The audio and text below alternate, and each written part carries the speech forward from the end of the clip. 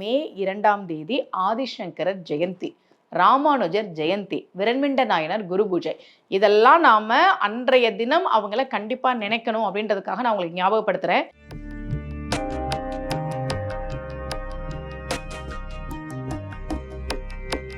ரகசிய உண்மைகள் சேனலை பார்த்து கொண்டிருக்கும் உங்கள் அனைவருக்கும் சுமதி ஸ்ரீயின் அன்பு வணக்கம்.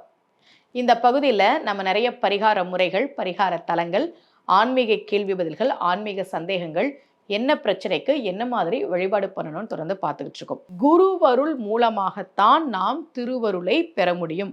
அதுக்காக சொல்றேன், திருக்கட்சி நம்பி காஞ்சிபுரம் வரதராஜ பெருமாளுக்கு ஆலவட்ட கைங்கரியம் செய்தவர். அவரையே பெருமாள் நேரடியாக பெருமாள் கிட்ட பேசுவாராம் திருக்கட்சி நம்பி. ஆனால் பெருமாள் சொன்னது, குருவை தேடி நீ போ. அப்போ குருவருள் மூலமாகத்தான் திருவருளை பெற முடியும் என்பதை தெய்வமே சொல்கிற கதைகளை எல்லாம் நம்முடைய பக்தி இலக்கியத்தில் நம்ம நிறைய பார்க்குறோம்.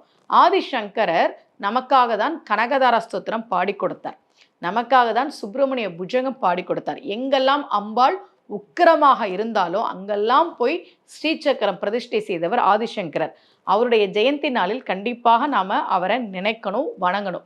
அதே மாதிரி தான் ராமானுஜர், மத புரட்சி செய்த மகான் என்று கலைஞர் அவர்களே அவருடைய வாழ்க்கை வரலாற்றை எழுதினார். இந்த சமூகத்தில் ஏற்றத்தாழ்வு இருக்கக்கூடாது என்று பாடுபட்ட மகான் ராமானுஜர். அவரையும் அன்றைய தினம் நாம் கண்டிப்பாக நினைக்க வேண்டும்.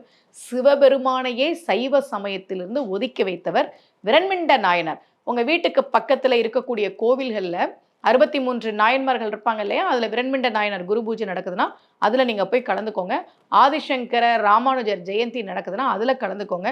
இல்லை கோவிலுக்கு போக முடியாது, அதுக்கான வாய்ப்பு இல்லைன்னா அன்றைய தினம் ஆதிசங்கரையும் ராமானுஜரையும் விரண்மிண்ட நாயனாரையும் மே 2ஆம் தேதி நீங்கள் மனதால் நினைத்து வணங்குகிற போது அந்த குருமார்கள் மூலமாக, மகான்கள் மூலமாக நமக்கு நிச்சயமாக இறையருள், திருவருள் சித்திக்கும்.